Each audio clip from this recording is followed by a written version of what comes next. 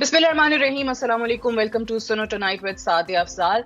Programme के पहले हिस्से में हम बात करेंगे साबिक वजीर आजम नवाज शरीफ साहब की पार्टी सियासत में एक बार फिर से मुतहरिक होने पे। उनका जो कल का खिताब था पार्टी से, जिसमें उन्होंने काफी पुरानी बातें भी की।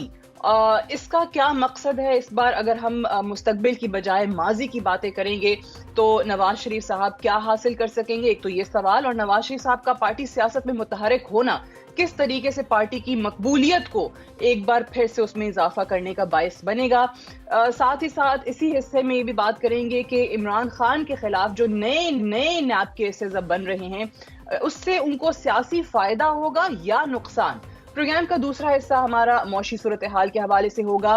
बहुत सारी ऐसी रिपोर्ट्स हमारे सामने आई हैं जिसमें जो मौशी इशारिये हैं वो बहुत मुस्बत हैं, लेकिन क्या वाकई उस मुस्बत इंडिकेटर्स के कुछ असरात या उसका कोई रिलीफ आम आदमी को भी मिलेगा? ये प्रोग्राम के दूसरे हिस्से में बात होगी।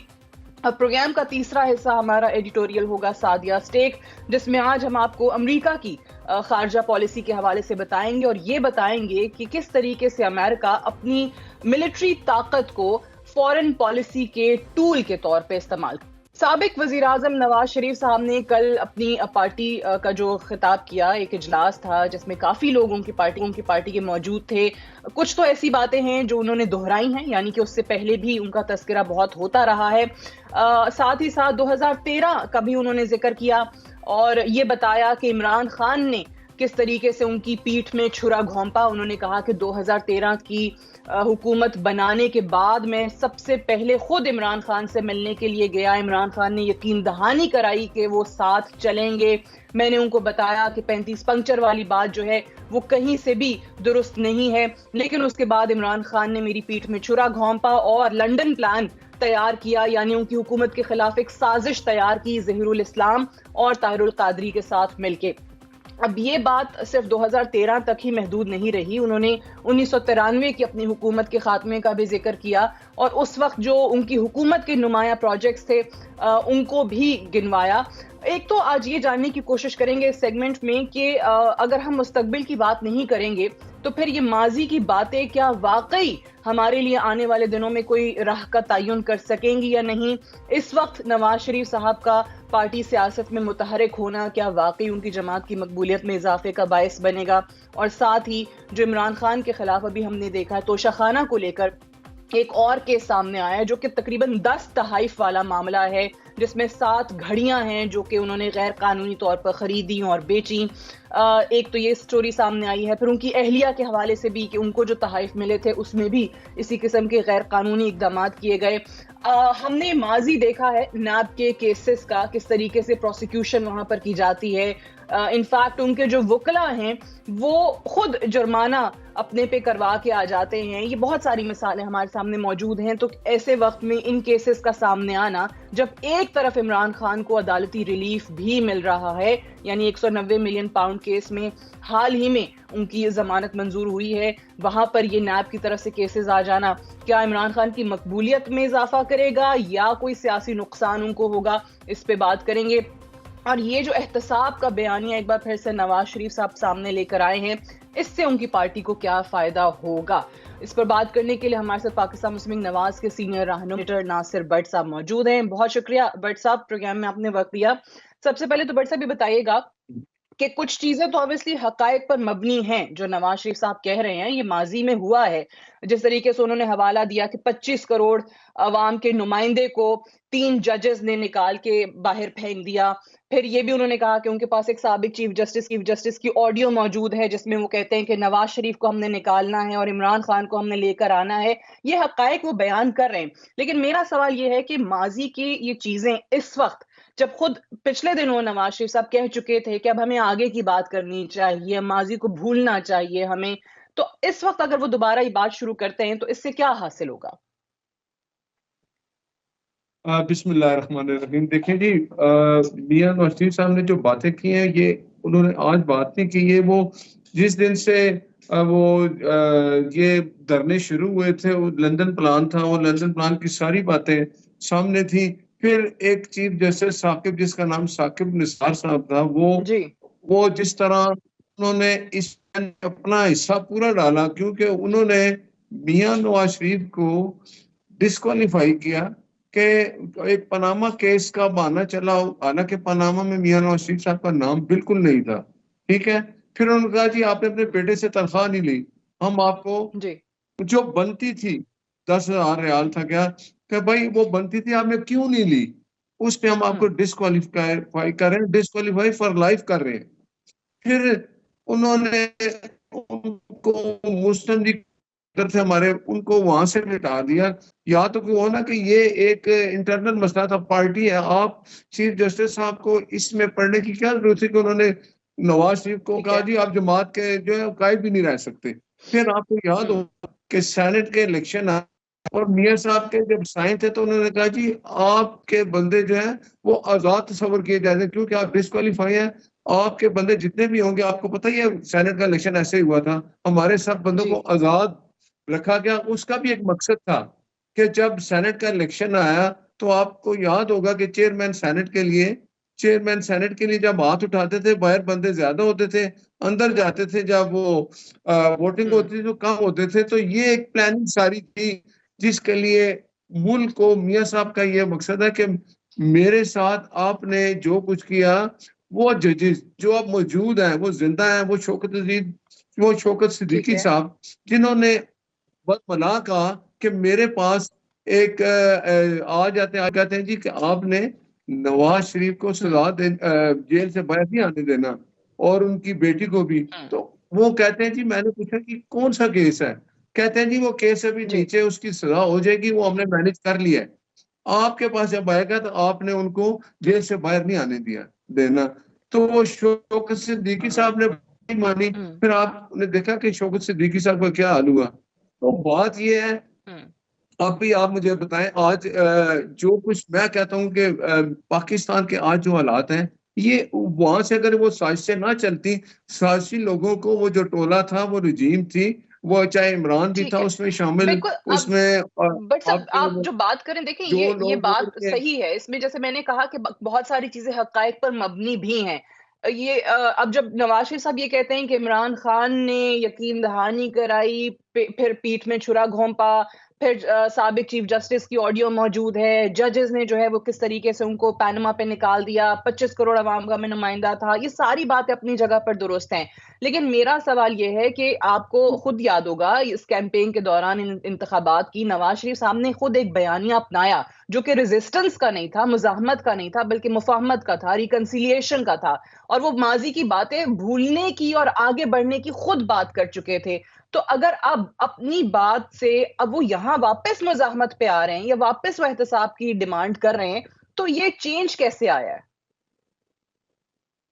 नहीं देखिए, मैंने मियां साहब ने जब लाहौर वापस आए थे, उन्होंने मीनारे पाकिस्तान में एक बात की थी कि मैंने इंतकाम की सियासत नहीं करनी, और ना ऐसा हुआ है।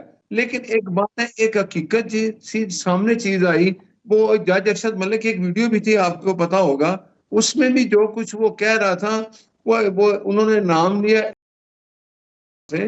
वो एक, मुझे आप बताएं, एक सुप्रीम कोर्ट का जज जब किसी एक जज के ऊपर मॉनिटरिंग करेगा, आप मुझे बताएं उसकी कोई इतनी बेचारी की जरूरत है कि वो सुप्रीम कोर्ट के जज की बात नहीं मानेगा।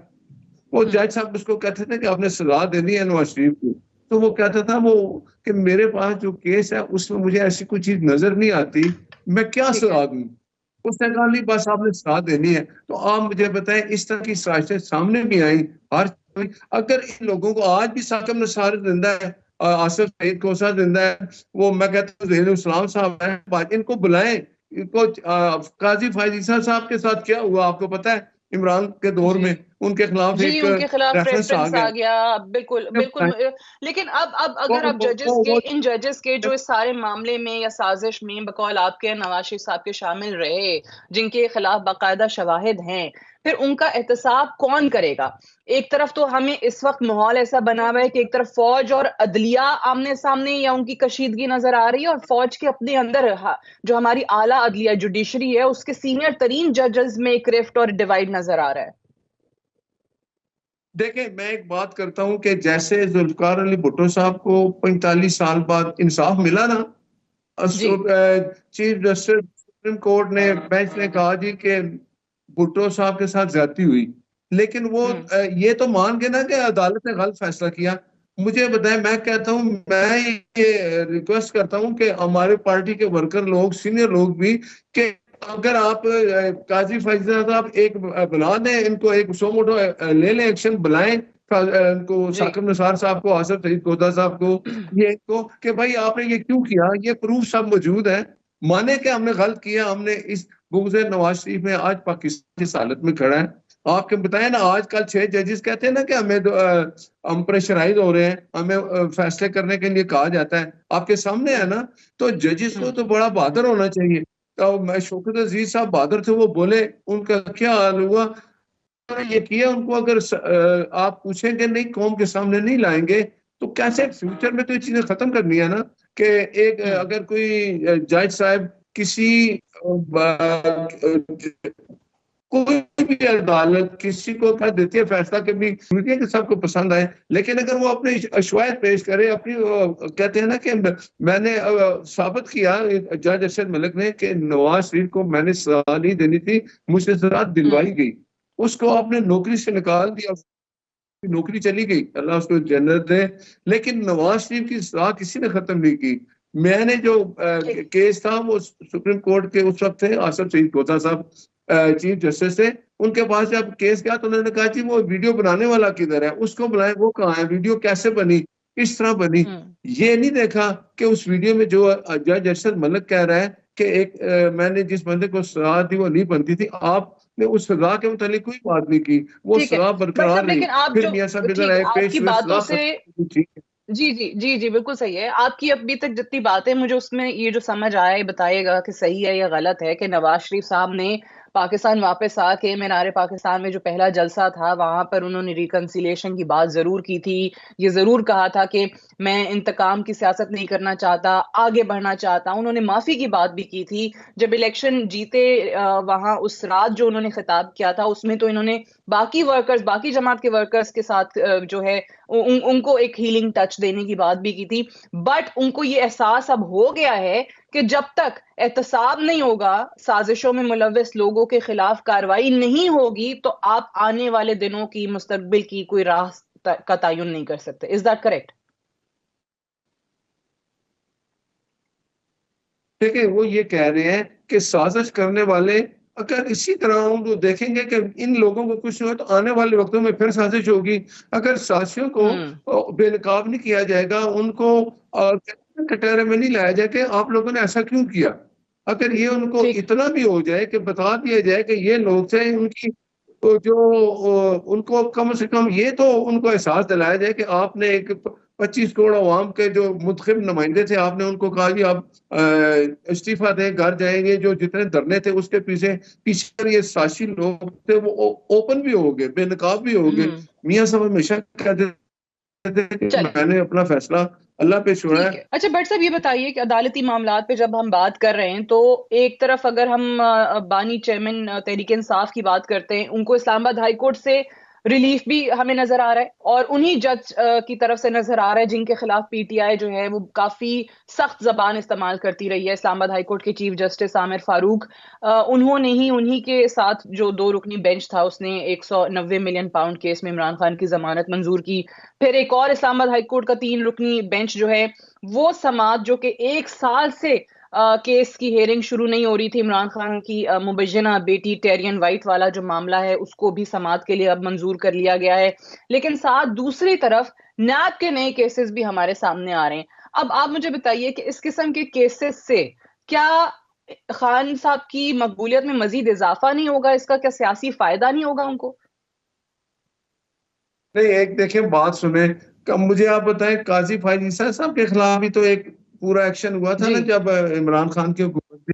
हुआ है कि नहीं हुआ? तो बिल्कुल बात ये बिल्कुल। है कि अगर ये कैरन का जो आपने केस का, ये तो खुली हकीकत है ना, आप भी इसको मानेंगे, मैं भी मानूंगा, दुनिया मानती है। अमेरिकन अदालत थी जिन्होंने, जब वो सीता वाइट मरने वाली बेचारी, तो उसने कहा था कि मेरे पास एक अमानत है, तो मैं जो इसका मालिक है, जो इसका बाप है, मैं उसके हवाले करना चाहती हूँ। वो अदालत में गई तो अमेरिकन अदालत ने इमरान खान ने पहले इनकार किया कि ये मेरी बेटी नहीं है, फिर उन्होंने कहा हम डीएनए ले लेते हैं। तो इमरान खान साहब ने फिर डीएनए देने से इनकार किया और बच्ची को एक्सेप्ट कर लिया।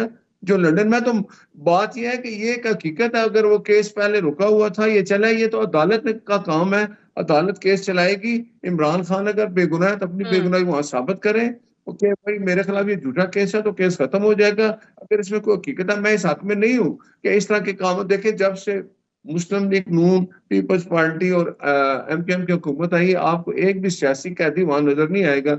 ये जितने भी केसेस हैं ये पहले हैं, और मैं कहता हूं कि अदालतों को फैसला कर देना चाहिए था। 9 मई के फैसले हो जाते तो ये बहुत अच्छा होता, क्योंकि 9 मई ऐसा वाकया, इमरान खान उसको पे माफी भी मांग ले। मैं ये कहता हूं कि लीडर को माफी मांगनी चाहिए जब वो गलत फैसला हो जाता है, कुछ करता है, तो ये ठीक चीजें भी है, खत्म हो जाए। बिल्कुल लेकिन सही है। मियां लेकिन देखें, नवाज ये जो को नैब के इंसाफ मिले। केसेस हैं, ये माजी में कुछ अच्छी मिसालें हमारे सामने कायम नहीं हुई। खुद नवाज शरीफ साहब, उनकी बेटी मरियम नवाज साहिबा इस चीज का शिकार रही हैं। फिर वो केसेस बाद में खत्म भी नैब नहीं किए हैं। आप ही की जमात के साबिक वजीर आजम शाहिद खाकान अब्बासी, वो एक बिल्कुल डिफरेंट मौकफ रखते हैं, और ये आपकी जमात का मंशूर भी रहा है कि नैब जैसा इदारा जो है वो बिल्कुल खत्म कर देना चाहिए। सो अगर वही नैब इस वक्त किसी और सियासतदान के खिलाफ केसेस बनाता है, तो क्या उसकी कोई क्रेडिबिलिटी बाकी है?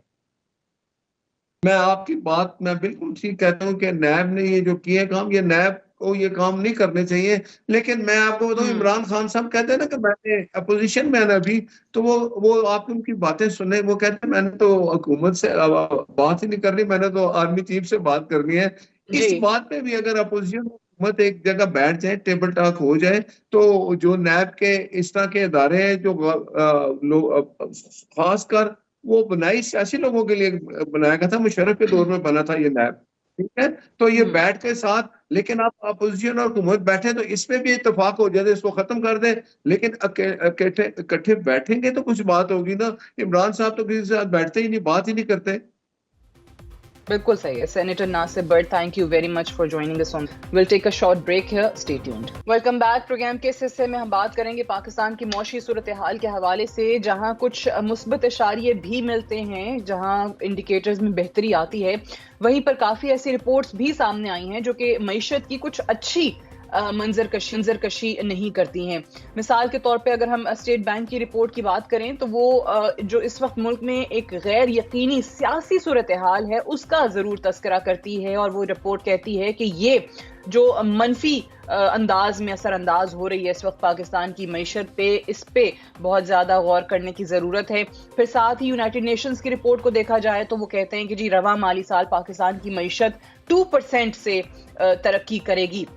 अलबत्ता जो IMF के साथ हमारा $3 बिलियन का स्टैंड बाय अरेंजमेंट है, उससे मईशत को मुस्तहकम करने में मदद मिलेगी, और जो मुल्क की ज़र मुबादला है उसमें काफ़ी हद तक इजाफा हो सकता है। लेकिन इसमें एक बड़ी दिलचस्प बात यह है, जो कि IMF की तरफ से भी कहा जा रहा है, कि जो हमारे इतने भारी कर्जे हैं, उन कर्जों के ऊपर जो हम सूद की अदायगी करते हैं, वो बहुत ज्यादा बोझ डाल रही है पाकिस्तान की मईशत पे। यहाँ पे अगर जिक्र करें, जो रवा माली साल पहले 9 महीने की रिपोर्ट है, उसके मुताबिक अंदरूनी और बैरूनी कर्जों पर 5,518 अरब रुपए सूद अदा किया गया है। फिर साथ ही साथ अगर देखें तो पाकिस्तान की जो सूद की अदायगी है, वो हुकूमत के अखराजात या हुकूमत की जो आमदनी है उसको भी अगर देखा जाए तो उससे भी बढ़ चुकी है। फिर कर्जों के हवाले से ही ये कहा गया कि जुलाई से मार्च विफाकी हुकूमत की कुल आमदनी जो थी वो 5,313 अरब रुपए थी, और जैसे मैंने आपको पहले बताया कि अगर आप देखें पहले 9 महीनों के कर्जाजात पे सूद की अदायगी, तो आपको कुछ खास डिफरेंस जो है आमदनी में और इस सूद की अदायगी में नजर नहीं आता। फिर इस साल जो सूद है उसकी अदायगी इस वक्त कहा जा रहा है अंदाजे के मुताबिक 8,371 अरब रुपए तक जा सकती है, और अगले साल 9,787 अरब रुपए आपको सूद की मद में अदा करने पड़ेंगे। IMF की तरफ से एक बार जो डिमांड की जा रही है पाकिस्तान से, जो कि बड़ी जायज डिमांड है, और हर बार हम देखते हैं कि ऐसा होता है, वो ये कि हुकूमत अपने अखराजात में, अपने एक्सपेंसेस में कमी करे। ये किस तरीके से मुमकिन है, इस सेगमेंट में ऑब्वियसली वो भी बात करने की कोशिश करेंगे। फिर बहुत सारे मौशी माहिरीन मिलते हैं जो ये कहते हैं कि हुकूमत की पॉलिसीज किस तरीके से गलत रही हैं। मिसाल के तौर पे साबिक वजीर खजाना को अगर हम देखें, डॉक्टर हफीज पाशा, तो वो कहते हैं कि 20 साल हुकूमत की जो मौशी पॉलिसियां रही इस दौरान, जो भी हुकूमत आई हो वो बड़ी गलत रही। गलत मौशी पॉलिसीज की वजह से हम यहाँ तक पहुंचे हैं। फिर 1994 की जो पावर पॉलिसी है उसका उन्होंने जिक्र किया कि उसमें हमने सरमायाकारों को जो आईपीपीज के मुआहदे किए उनके साथ, वो बहुत अनबिलीवेबल मुआहदे थे। उनको हमने कहा कि फॉरेन एक्सचेंज में आपको रिटर्न मिलेगा, जीरो टैक्स आप पे लगेगा, 16 से 18% आपका रिटर्न होगा। तो इन मुआहदों को वो बहुत अनबिलीवेबल कहते हैं। इनफैक्ट वो ये भी बार बार बात करते हैं कि जो पावर प्रोड्यूसर्स हैं, इट्स हाई टाइम कि आप उनके साथ रीनिगोशिएट करें सारे के सारे मुआहदे। सो इस सेगमेंट में हम जानने की कोशिश करेंगे कि हुकूमत ये जो पहाड़ जैसे इस वक्त मौशी चैलेंजेस हैं उनसे कैसे नबर्दाज़मा हो सकती है। फिर अखराजात में कमी किस तरीके से की जा सकती है, अगेन जो IMF का मुतालबा भी है और पाकिस्तान के हक में भी जाता है।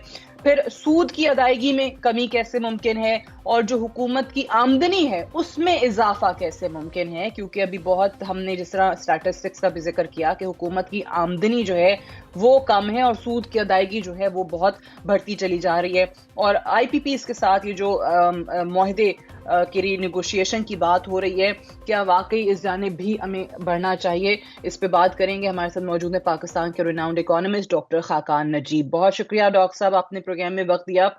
आपसे कई बार हमारी बात हुई IMF के हवाले से कि IMF के पास जाना चाहिए, नहीं जाना चाहिए। आपने हर प्रोग्राम में कहा कि IMF के पास जाने के अलावा इस वक्त हमारे पास कोई रास्ता है नहीं, इनएविटेबल है। IMF भी इनफैक्ट वो डिमांड्स कर रहा है जो पाकिस्तान को बहुत पहले से ही खुद से ही कर देनी चाहिए थी। इस वक्त आप क्या देख रहे हैं, जहां पर IMF की अपनी रिपोर्ट्स के अंदर ये आता है कि कुछ इंडिकेटर्स पॉजिटिव हुए हैं मईशत को लेके पाकिस्तान के, वहां बहुत सारी चीजें नेगेटिव भी हो रही हैं। आप कैसे इस वक्त मौजूदा सूरत हाल को एनालाइज करते हैं? बिस्मिल्लाहिर्रहमानिर्रहीम। एक तो ये कि सादिया आपने बहुत ही कॉम्प्रिहेंसिव जायजा इकोनॉमी का both in the short term and in the long term सामने रखा है। So we'll try and cover. इसके लिए पूरा एक प्रोग्राम आपके साथ किसी दिन करना पड़ेगा।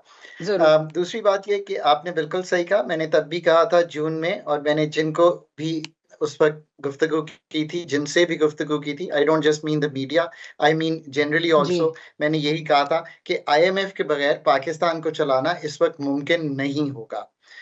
मैं आज भी उसी चीज पे कायम हूं कि IMF जो है वो लाजिम व मलजूम है। इस वक्त भी IMF का साथ रखना पड़ेगा अगर हमने इकोनॉमी को कंफर्टेबल यानी कि मैक्रो स्टेबिलिटी में रखना है। तो that is I think where we stand largely. इसमें कोई तब्दीली किसी किस्म की भी जो है वो नहीं हुई।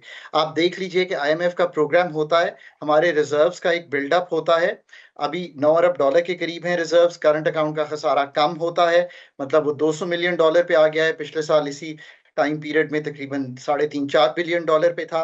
अब आगे चलिए, पाकिस्तान की इन्फ्लेशन जो है वो भी टेपर डाउन कर जाती है। तो एक nascent science of macro stability जो है वो तो आपको जरूर दिखाई दे रहे हैं। That's truly where the country stands। But जैसे आपने आगे कहा कि इसका ये कतई तौर पे मतलब नहीं है कि हमारे देरीना जो मसाइल हैं वो हल हो गए हैं, और इसका कतई तौर पे ये मतलब नहीं है कि हम अगला IMF प्रोग्राम लिए बगैर मुल्क को चला सकेंगे। सो यहाँ पे खड़े हैं। अब प्रोग्राम लेने की एक डिस्कशंस, आपको पता है IMF team is in the country, एक डिस्कशंस जो है वो हो रही हैं, और इन डिस्कशंस में हम यही देख रहे हैं कि IMF is trying to assess कि हम पॉलिटिकली टेनेबली ये काम कर सकते हैं। जैसे आपने सामने रखा, क्या हमारे पास इकोनॉमिक स्ट्रेंथ है, क्या हमारे पास इकोनॉमिक टीम है, क्या हमारे पास इकोनॉमिक प्रोफेशनलिज्म है कि ये हम सब कुछ डिलीवर कर सकें। सो दूसरी इस चीज पे, और फिर तीसरी जो इंपॉर्टेंट बात हो रही है वो हो रही है कि पाकिस्तान क्या अब बजट ऐसा देने को तैयार है जिसमें 2 इस्लाहात खुलकर सामने आनी चाहिए।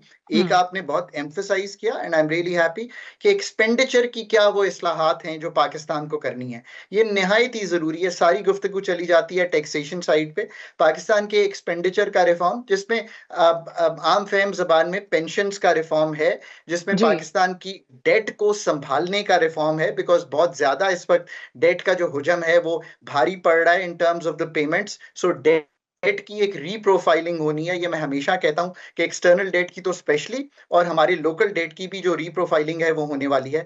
ये काम तो मस्ट हैं जो हमें करने हैं। एक्सपेंडिचर रिफॉर्म्स में वो सब्जेक्ट्स जो हमारे नहीं हैं फेडरल के, उनको नीचे देना है, उसके एक्सपेंडिचर को काटना है, उसके PSDP को काटना है। इसी तरह जो सब्सिडीज का बोझ है वो उन लोगों पर पड़ रहा है, जो कि मेरा ख्याल है कि जो ये टैक्स एग्जेम्पशंस और कंसेशंस 2200 अरब की हैं, इनको हमने खत्म करना है। टैक्स की सब्सिडीज को उन लोगों पे लेके जाना है जो इसके मुस्तहिक हों, और इसके सबसे बड़े मुस्तहिक हमारे बेनजीर इनकम सपोर्ट प्रोग्राम के वो 10 मिलियन फैमिलीज हैं। सो बिजली की सब्सिडीज को ठीक करना है, यहाँ पे बहुत बचत हो ठीक है। सकती है। तो आपके सामने तो हमने बहुत सी एक्सपेंडिचर की ऐसी चीजें रख दी, running of the civil hmm. Government, running of the SOEs, इन सब को ठीक करना है।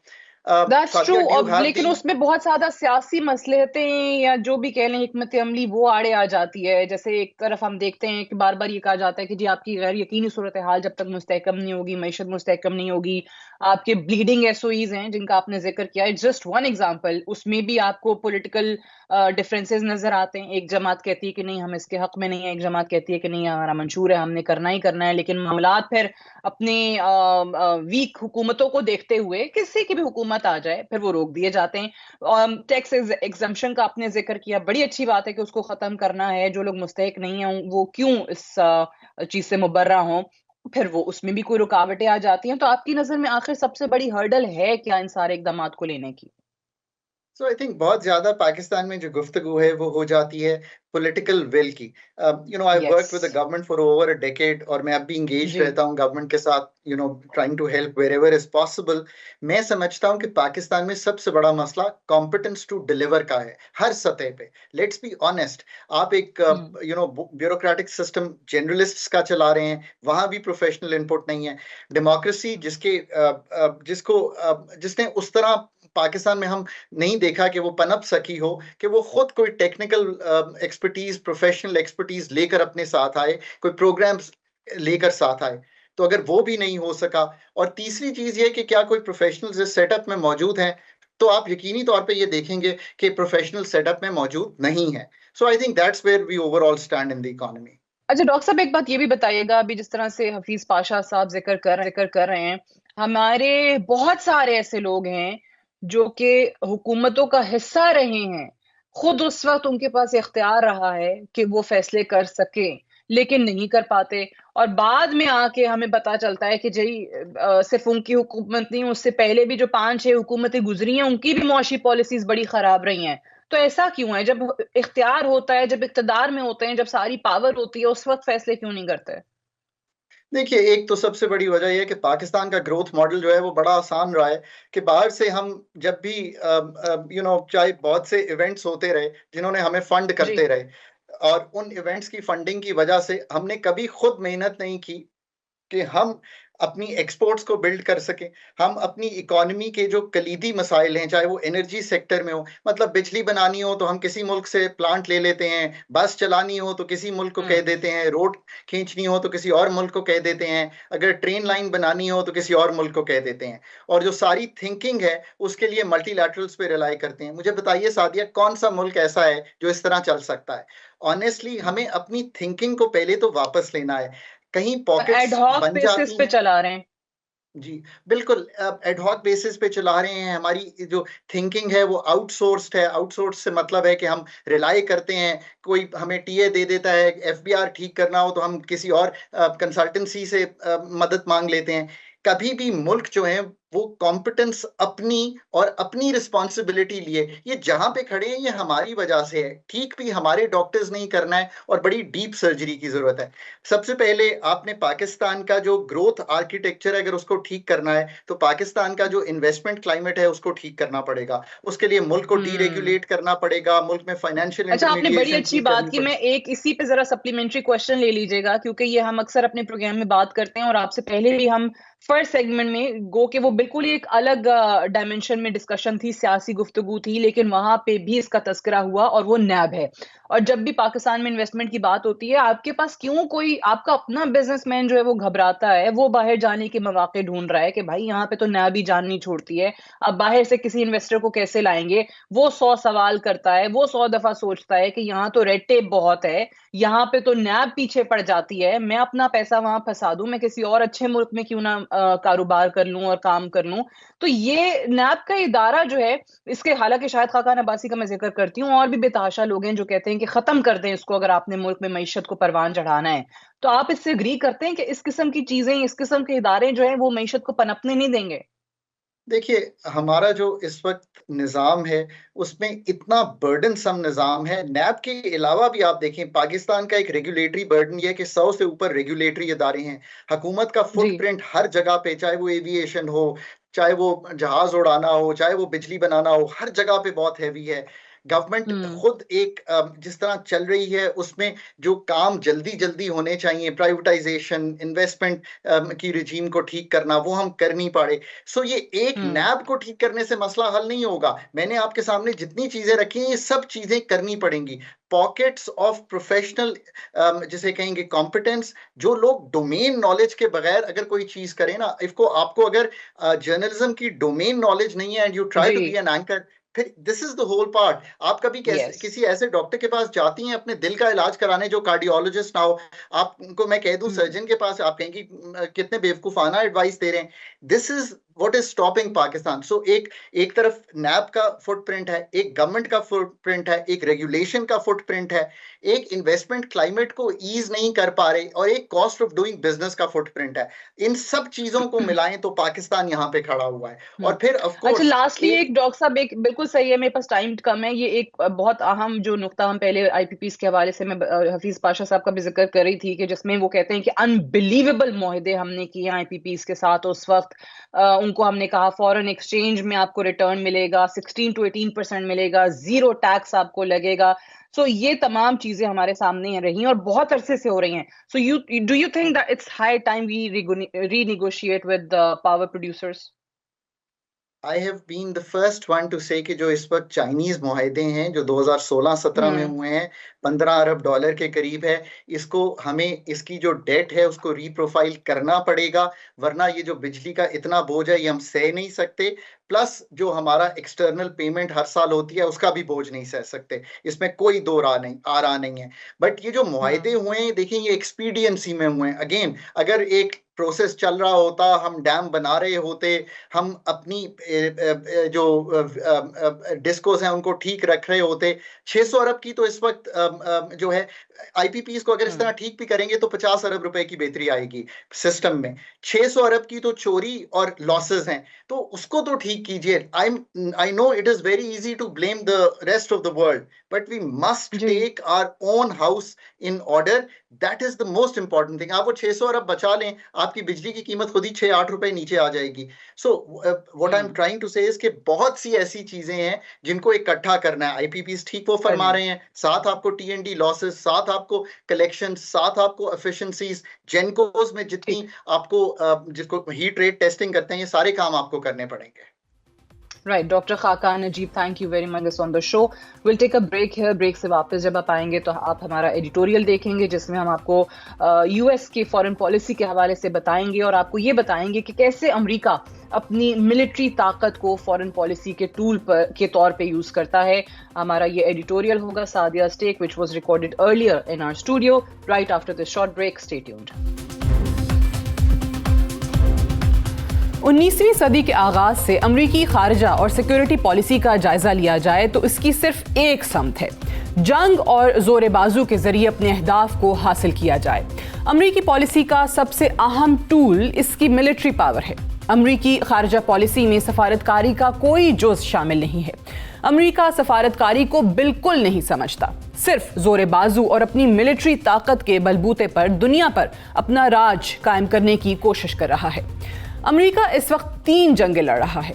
3 में से 2 बाकायदा जंगें हैं जिन्हें गर्म जंगें या हॉट वॉर्स भी कहा जा सकता है, जबकि चीन के साथ साउथ चाइना सी में सर्द जंग भी मजीद कशीदा होती दिखाई दे रही है। वाशिंगटन ने इस वक्त 2 जंगी महाज गर्म किए हुए हैं जिसमें यूक्रेन और गजा शामिल हैं। यूक्रेन जंग नेटो की तौसी की जंग है जिस पर अमेरिका 1992 से अमल पैरा है। 30 साल से अमेरिका रूस को कमजोर करने की हिकमत अमली पर कायम है।